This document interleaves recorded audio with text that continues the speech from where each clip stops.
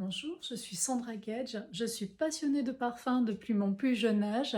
J'ai découvert cet univers avec des miniatures de parfums et lorsque j'ai ouvert ce premier flacon, tout un monde s'est ouvert à moi et c'est ce que j'ai voulu partager au cours de mon domaine professionnel avec notamment une agence de placement spécialisée dans le domaine de la parfumerie.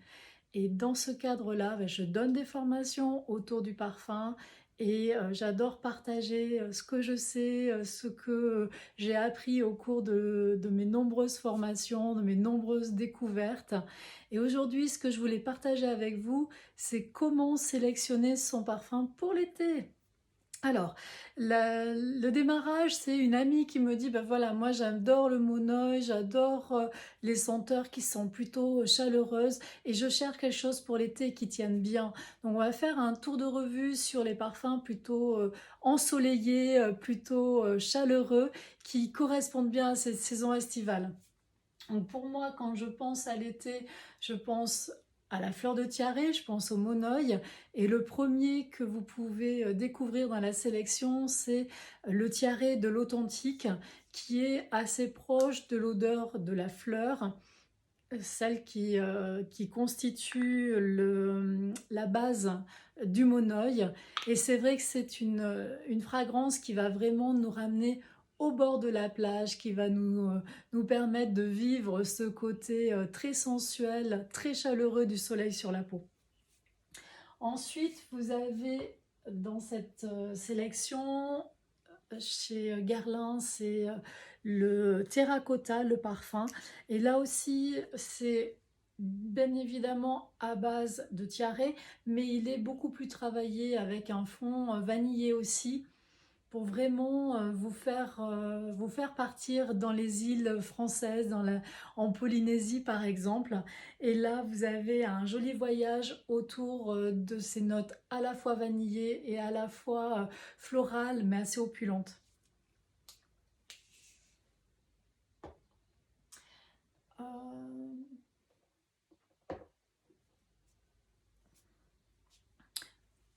Le Masai Mara de Berdouze fait partie de la collection exclusive chez Berdouze.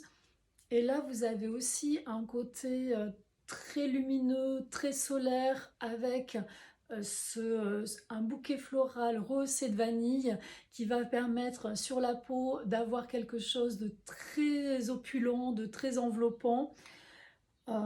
Ces notes chaleureuses, ces notes solaires, ces notes vanillées, elles peuvent avoir un côté un peu too much hein, si on ne les supporte pas. Mais c'est vrai que c'est des notes qui vont avoir cet avantage de laisser un sillage, même avec la chaleur estivale.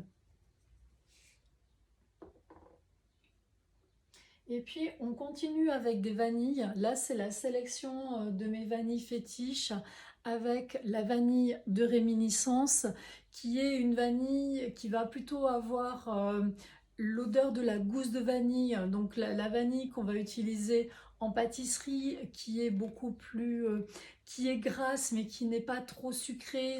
On sort de l'effet barbe à papa pour vraiment avoir l'essence de la vanille, ce côté chaleureux, ce côté caractère, mais sans tomber sur le bonbon sucré. La spiritueuse, la spiritueuse double vanille chez Guerlain, elle a un côté un peu plus liquoreux, mais ça reste aussi une vanille très élégante qui permet de donner beaucoup de caractère aussi à un sillage, qui va habiller avec beaucoup de personnalité.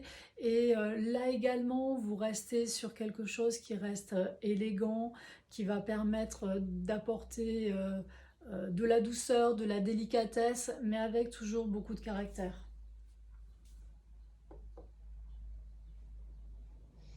L'eau duel chez Diptyque, c'est également une vanille, mais une vanille qui va être plus douce, plus féminine, plus délicate. Elle est renforcée par des notes de musc pour donner ce côté cotonneux, enveloppant, délicat.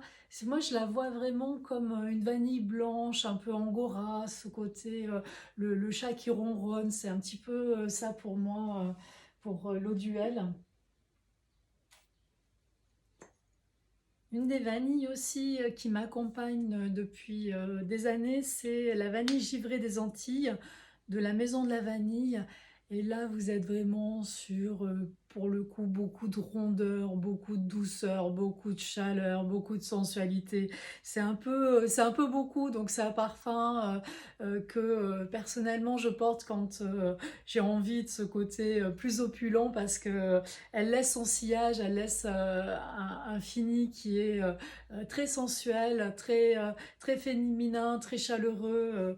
Mais voilà, c'est pas quelque chose que je pourrais porter tous les jours ou alors combiner avec des notes d'agrumes pour donner beaucoup plus de peps, beaucoup plus de fraîcheur. Et le dernier de cette revue, c'est le Gold Leather chez Atelier Cologne. Donc Atelier Cologne, leur volonté, c'est plutôt de mettre en avant des matières premières. On parle de Cologne, mais en fait, ce sont des eaux de parfum concentrées. Dans ces colognes absolues, là, c'est vraiment des eaux de parfum concentrées. Et le God Leather, ce qui me plaît dans cette fragrance, c'est ce côté très chaleureux, très sensuel, mais avec vraiment de l'intensité, une certaine dominance, une certaine note de cuir aussi, mais très...